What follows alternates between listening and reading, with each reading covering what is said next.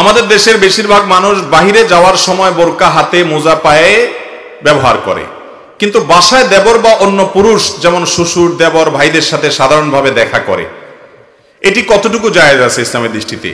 আমার স্বামী সংসারের ব্যাপারে উদাসীন, আমার আয় রোজগারের কোনো ব্যবস্থা নেই, সন্তানরাও আমার প্রতি গুরুত্ব নেই, আমি আমার স্বামীকে কি বলতে পারি? আমার ব্যবসা পরিচালনা করার জন্য নগদ অর্থ প্রয়োজন হলে আত্মীয় স্বজনের কাছ থেকে টাকা নিয়ে ব্যবসা পরিচালনা করলে খুশি মতে লাভের অংশ দিলে ইসলামে জায়েজ হবে কিনা? আপনি কারোর কাছ থেকে ব্যবসা করার জন্য টাকা নিছেন, টাকা নেওয়ার সময় কোনো লাভ ভাব দিবেন এরকম কোনো ওয়াদা করেন, হাওলাত নিছেন, এরপরে পরিশোধ করার সময় আল্লাহ তাআলা আপনাকে অনেক সুযোগ দিছেন, ব্যবসা আপনি করছেন, লাভ করছেন, বা যাই হোক আপনার কষ্টের সময় বিপদের সময় সে টাকা দিছে, দেওয়ার সময় যদি আপনি খুশি হয়ে তাকে যদি কিছু বাড়ায়া দেন বা গিফট দেন, সে আপনার কাছ থেকে নিবে, আপনি দিবেন এরকম কোনো চুক্তিও ছিল না, ওই লোকের কোনো আশাও ছিল না, নাই, আপনি নিজে থেকে খুশি হয়ে যদি বাড়িয়ে দেন, এটা জায়েজ আছে, এটা জায়েজ আছে। কথা কি বুঝাতে পারছি? যদি দুইজন চুক্তি করেন যে আমাকে এত লাভ দিতে হবে, তাহলে সেক্ষেত্রে সুদ হবে। আর যদি চুক্তি নাই কিন্তু সে জানে যে আমার দিবে, সে আশায় দিছে, আপনি জানেন, সেটাও জায়েজ হবে না। কিন্তু তার কোনো আশা নাই আর আপনিও কোনো ওয়াদা করেন নাই, বাট আপনার উপকার হয়েছে, এই জন্য দেওয়ার সময় ওই 1 লাখ টাকা তো দিছেনই, সাথে আপনি তাকে আরো কিছু বাড়াই দিলেন যে হাদিয়া আমার তরফ থেকে, এমনি তুমি উপকার করছো আমাকে, সেজন্য তোমাকে আমি হাদিয়া দিলাম। তো অতিরিক্ত যদি এইভাবে দেন তাহলে সেটা জায়েজ হবে। কিন্তু আবার এটা যদি চালাকি করে নিজেরা বলেন না ঠিক আছে আমরা তাহলে মুখে আর উল্লেখ করবো না, মুখে উল্লেখ করলে তো সুদ হয়ে যাবে, থাক চুপচাপ থাকি, তুমি আর কি ওইভাবে দিও আর কি, তাহলে সেটা কি হবে না? জায়েজ হবে না। এরপরে প্রশ্ন হলো, আমার স্বামী সংসারের ব্যাপারে উদাসীন, আমার আয় রোজগারের কোনো ব্যবস্থা নেই, সন্তানরাও আমার প্রতি গুরুত্ব নেই, আমি আমার স্বামীকে কি বলতে পারি? কত মা বোনরা তাদের এই মনের দুঃখ নিয়ে আমাদের কাছে আসেন যে মা বোনদের হাত খরচ করার মতো কোনো টাকা পয়সা অনেক কপাল পড়া স্বামীয়ে দেয় না, অনেকে আছেন ছেলে মেয়েও দেয় না। আমি এই বোনদেরকে বলি, বোন, ছেলে মেয়েও যদি অমানুষ হয়, স্বামী অমানুষ হয়, একজন প্রভাবশালী এক নেতা, অনেক বড় নেতা, অনেক বড় পদের অধিকারী, নাম বলা যাবে না, তার স্ত্রী আসছেন আমার অফিস, তার স্ত্রী আমাকে ফোন করেছেন, অফিসে আসার কথা ছিল, অন্য লোক এসেছেন তার পরিচিত, তিনি ফোন করেছেন, ফোনে কথা হয়েছে, দিল্লির লম্বা হিস্ট্রি জানালেন, বললেন ভাই আমার স্বামী এরকম, ছেলে মেয়েগুলো অমানুষ, তিনি নিজে অমানুষ। তো আমি বললাম, বোন, সারা জীবন যদি কষ্ট করেন, ছেলে মেয়ে অমানুষ, স্বামী অমানুষ, এর চেয়ে দুঃখের আর কি আছে? আপনি জনম দুঃখীও যদি হন, এরপর একভাবে দুনিয়ার জীবন তো শেষ হবেই হবে, সুখে থাকেন আর দুঃখে থাকেন। এরপর আল্লাহ যদি বলেন তোমার যদি অনেক কষ্টে রাখছিলাম, তুমি ধৈর্য ধারণ করছিলে, এর বিনিময়ে জান্নাত দিছি, তাহলে এই ডিলিংসটা, এই লেনদেনটা আল্লাহর সাথে বোঝাপড়াটা লাভের হবে না লসের হবে? 60 বছর 50 বছর কষ্ট করে যদি অনন্তকাল জান্নাতে থাকা যায়, লাভ না লস? অতএব মুসলমানের হারাবার কিছু, ধৈর্য ধারণ করতে হবে। তবে পুরুষদেরকে বলছি, মা বোনদের মোহরের টাকা পরিশোধ করবেন, এবং সেটা তারা কি করে এটা নিয়ে জিজ্ঞাসা করতে যাবেন না, তার স্বাধীনতা দিবেন। তারও তো মনে চায় কিছু টাকা দান করতে, তার মা বাপরে কিছু টাকা দিতে, এটা তাদেরকে দিবেন হাত খরচ, এটা তাদের প্রাপ্য। এর পাশাপাশি মাসে মাসে কিছু হাত খরচ দিবেন, তারপরে বাবার সম্পদ থেকে, মায়ের সম্পদ থেকে, স্বামীর সম্পদ থেকে তাদের প্রাপ্য আছে, বুঝাই দিবেন। সন্তানরাও দেয় না, বলে মা আপনি কি করবেন, আমরাই তো আছি। জি না, স্বাধীনভাবে তাকে খরচ করার জন্য কিছু অপশন দিবেন, যাতে করে তিনি নিজের খরচ নিজে করতে পারেন। মহিলাদের মহরটা ঠিক মতো দেওয়া হলে, প্রত্যেকটা সম্পদে তাদের অধিকারটা যদি ঠিক মতো তাদেরকে বুঝাই দেওয়া হয়, পূর্ণ অধিকার দিয়ে তারা যা খুশি তা করবে, তাহলে আমাদের মা বোনদের দান সাদেকা করতে, নিজের মতো নিজে খরচ করতে, নিজের গহনার জাকাত দিতে, নিজে মন খুলে দরকারি কাজে খরচ করতে, স্বামীর কাছে ভিক্ষুকের মতো চাওয়া লাগবে না, ছেলে মেয়েদের পিছে পিছে ঘোরা লাগবে না। এটা আমাদের পুরুষদের কর্তব্য। মনে রাখবেন, ভালো স্বামী হতে না পারলে জান্নাতে যাওয়া এত সহজ না। খায়রুকুম লিআহলি, তোমাদের মধ্যে সবচেয়ে ভালো মানুষ সে যে তার ফ্যামিলির কাছে, তার স্ত্রীর কাছে ভালো। স্ত্রীর কাছে ভালো হওয়ার জন্য টাকা পয়সা কিছু দিবেন না, বেচারিকে ঝুলায় ঝুলায় রাখবেন, সে কি আপনি ভালো হওয়ার সার্টিফিকেট দিবে না। অতএব স্ত্রীর ব্যাপারে আমাদের সুন্দর আচরণ করা শিখতে হবে। একই কথা মা বোনদেরকে মনে রাখতে হবে, তারাও কিন্তু স্বামীর আনুগত্য করতে হবে, তার কথা মেনে চলতে হবে। স্বামীকে আল্লাহ রাব্বুল আলামিন অভিভাবক বানিয়েছে, বুঝে আসুক আর না আসুক মেনে চলতে হবে। তাদের সাথে দুনিয়াবি কোনো বিষয় নিয়ে বিতর্ক বর্ষা লিপ্ত হওয়া যাবে না। আল্লাহর উপরে, আল্লাহকে খুশি করার জন্য সন্তুষ্ট হয়ে যেতে হবে। হ্যাঁ, দিন বিরোধী দুনিয়া আখিরাত বিরোধী, শরীয়ত বিরোধী কোনো নির্দেশ করলে সেটা কারোর নির্দেশে মানা যাবে না।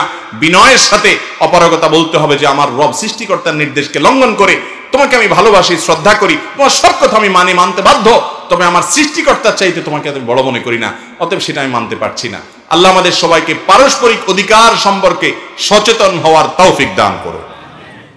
আমাদের দেশের বেশিরভাগ মানুষ বাহিরে যাওয়ার সময় বোরকা হাতে মোজা পায়ে ব্যবহার করে, কিন্তু বাসায় দেবর বা অন্য পুরুষ যেমন শ্বশুর, দেবর, ভাইদের সাথে সাধারণভাবে দেখা করে। এটি কতটুকু জায়েজ আছে ইসলামের দৃষ্টিতে? অনুগ্রহ করে ব্যাখ্যা করলে উপকৃত হতাম। খুবই দরকারি একটা প্রশ্ন, অনেক প্রয়োজনীয় একটা প্রশ্ন আসছে। মাশাআল্লাহ ভাইরা, এই রোগটা আমাদের দেশে অনেক ফ্যামিলিতে আছে এবং এই বৃহত্তর নোয়াখালী এলাকাতে এই রোগটা আবার একটু বেশি। নোয়াখালী মানুষের শুধু সারাদিন প্রশংসা করে পাম্পটে দিলে হবে না, তো দোষের গুলো বলতে। আজকের এই মাহফিলে আজকের অন্যতম মেহমান আমাদের শ্রদ্ধাভাজন বড় ভাই engineer S M Nahid Hasan ভাই ওয়াজ করে মঞ্চ থেকে নেমে মসজিদের দিকে যাচ্ছেন, পকেট থেকে আমাদের কোনো এক ভাই হালাল মনে করে মোবাইলটা নিয়ে গেছে।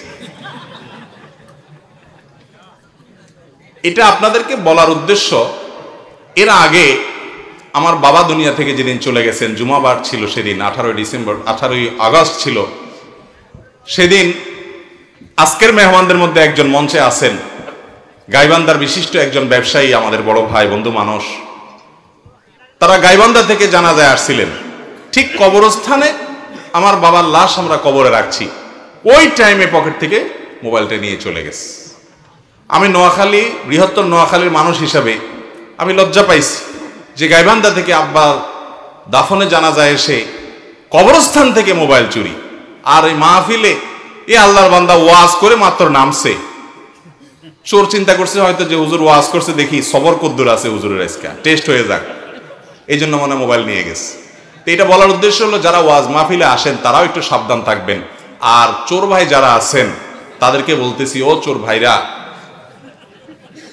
এই মোবাইল দিয়ে আল্লাহর বান্দা সারাদিন মানুষকে দিনের কাজ করে, দাওয়াতের কাজ করে, সোয়াবের কাজ করে, আপনি কি তার চেয়ে বেশি সোয়াবের কাজ করবেন? যদি করেন আপনি চলে আসেন, আমি বাইরে হাতে পায়ে ধরে মাপ নিয়ে আনিব, এটা আপনার এমনি দিয়ে দিব। সেটা তো করবেন বলে মনে হয় না, তাহলে তো চুরি করতেন না। অন্যের হক মেরে দ্বীনের মজলিসে এসে অন্যের হক মেরে কবরস্থান, মানুষ কিভাবে দুনিয়া থেকে চলে যায় সেখান থেকে শিক্ষা গ্রহণ করার কথা। নবীজি বলেছেন, ফাইনহা তুযাক্কিরুকুমুল আখিরা, কবরস্থানে গেলে তোমাদের আখিরাতের কথা স্মরণ হবে। সেখানে পর্যন্ত এই ঘৃণ্য কর্ম, চুরির মতো অপরাধ যারা করছেন, ও ভাই, এগুলো কবরে নিয়ে যেতে পারবেন না, এগুলোর সবগুলোর হিসাব আল্লাহর কাছে দেওয়া লাগবে। তো যাই হোক, এটা কোনো বৃহত্তর নোয়াখালীর কোনো সমস্যা না, এরকম চোর ডাকাত বাংলাদেশের সব জায়গায় কম বেশি, কত মাহফিলে এরকম চুরি হচ্ছে। গত পরশুদিন এক মাহফিল, অবশ্য ওইটাও লক্ষ্মীপুরে, আজব ব্যাপার, পরশুদিন না তার আগের দিন লক্ষ্মীপুর শহরে, আয়োজক ছেলেটা খুব ভালো মানুষ, বেচারা গরিব মানুষ, আমাকে মঞ্চ থেকে নামায় নিয়ে যাচ্ছে, তারও পকেট থেকে মোবাইলটা নিয়ে গেছে। তো আমার এদিকে মাহফিল বেশি হতে আমি জানি, অন্যদিকেও হয়তো নিশ্চয়ই হয়, কারণ চোর সব জায়গাতেই আছে। আপনারাও সাবধান থাকবেন। আর এই চোর ভাই যারা এই সুযোগটা গ্রহণ করতেছেন তাদেরকে বলতেছি যে চুরি করে দুনিয়াতে কখনো অভাব দূর করতে পারবেন হবে না, বরং অভাবী সারা চিরকাল অভাবই থাকবে। হারামে আল্লাহ তাআলা আরাম রাখেন। 10 টাকা চুরি করবেন, 12 টাকার ভাউচার আল্লাহ তাআলা ফেরেশতারা ধরাই দিবে হাতে, ঠ্যাং ভেঙে যাবে। এরপরে ওই 10,000 টাকার মোবাইল চুরি করছেন, 20,000 টাকা খরচ হবে, এভাবে কাটাকাটি হবে, টেরও পাবেন। হারামে আল্লাহ তাআলা আরাম রাখেন। আল্লাহর ওয়াস্তে তওবা করেন, তওবা করেন, তওবা করেন। আল্লাহ আমাদেরকে তৌফিক দান করুন। তো যেটা বলছিলাম যে আমাদের এই অঞ্চলে একটু বেশি হলেও সারা দেশেই আছে, সেটা হলো অনেক মহিলারা আছে বাহিরে গেলে মাশাআল্লাহ বোরকা পরেন, হিজাব নেকাব পরেন, অনেক সময় দেখা যায় হাত মোজা পা মোজাও পরেন, কিন্তু বাসায় আসার পর ওনারা দেবরের সাথে দেখা দেন, ভাসুরের সাথে দেখা দেন, বাড়ির আশেপাশে অন্যান্য পুরুষদের সাথে দেখা দেন। এরকম অনেক মহিলা আপনাদের এদিকে আছে না নাই?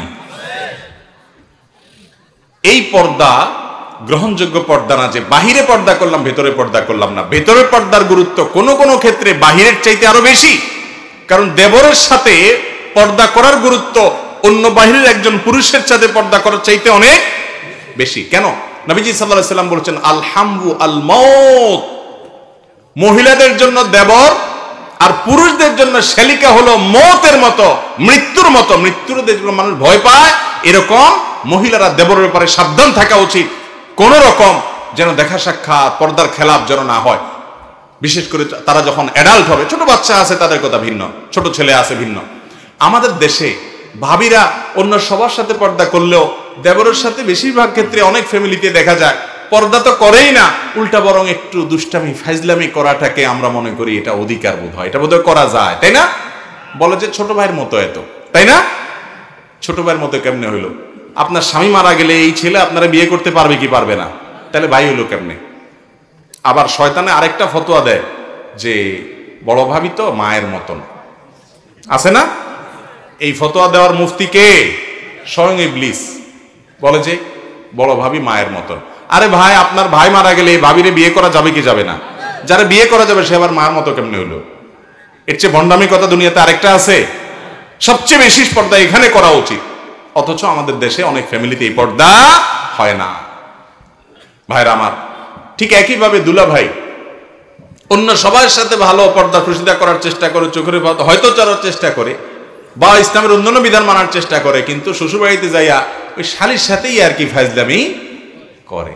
শ্বশুর শাশুড়িও মনে করে ঠিক আছে শালি দুলা ভাই তারা তো একটু আধটু আর কি ফাজলামি করবে, অথচ নবী করিম সাল্লাল্লাহু আলাইহি সাল্লাম এই ব্যাপারে সবচেয়ে বেশি সাবধান হতে বলেছেন। কারণ এর কারণে ফিতনা অনেক বেশি, কত সংসার ভেঙে যায়, কত অপকর্ম হয়, কত তলে তলে নোংরামি হয়, অসভ্যতা হয়, গুনাহের দিকে চলে যায়, মানুষ টেরও পায় না।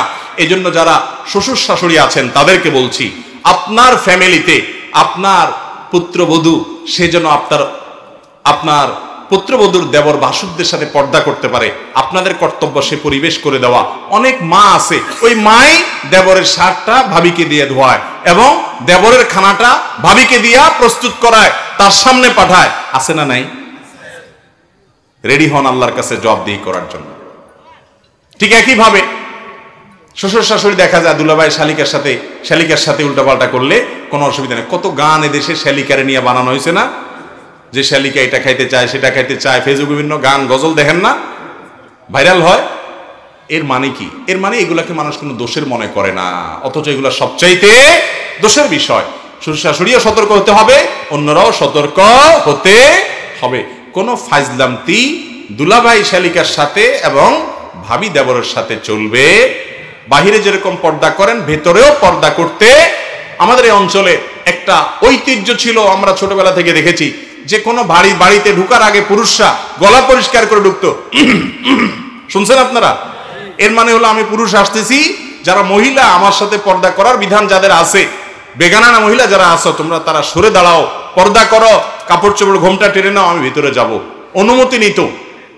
এখন এগুলো আস্তে আস্তে উঠে যাচ্ছে। আল্লাহ তাআলা আমাদের ভালো যে গুণগুলো ছিল এতদ অঞ্চলের এবং সারা দেশের মানুষের, সেগুলো আবার ফিরে আনার তৌফিক দান করুন। পরিপূর্ণ পর্দা করবো তো ইনশাআল্লাহ। যে সমস্ত বুড়া বুড়ি মুরব্বীরা এই সমস্ত পর্দাহীনতাকে সমর্থন করেন আর বলেন একটু দুলাভাই শালিতে একটু আচ্ছু করে, একটু আপনার দেবর ভাবি তো, এটাকে তো দোষ ধরা কিচ্ছু নাই, যেসব মুরব্বীরা এগুলা বলেন, আপনাদেরকে নবী সাল্লাল্লাহু আলাইহি সাল্লামের ভাষায় বলা হয়েছে দায়ুস। কি বলা হয়েছে? আদ-দায়ুস আল্লাযী ইউকিরু ফি আহলিহি আল-খাবাস। তার পরিবারের নোংরামি অসভ্যতাকে সমর্থন করে যারা, তারা হলো দায়ুস। আর হাদিসে আসছে আদ-দায়ুসু লা ইয়াদখুলুল জান্নাত, দায়ুস জান্নাতে প্রবেশ করবে। আল্লাহ তাআলা আমাদের সবাইকে সাবধান হওয়ার তৌফিক দান করুন, সতর্ক হওয়ার তৌফিক দান করুন।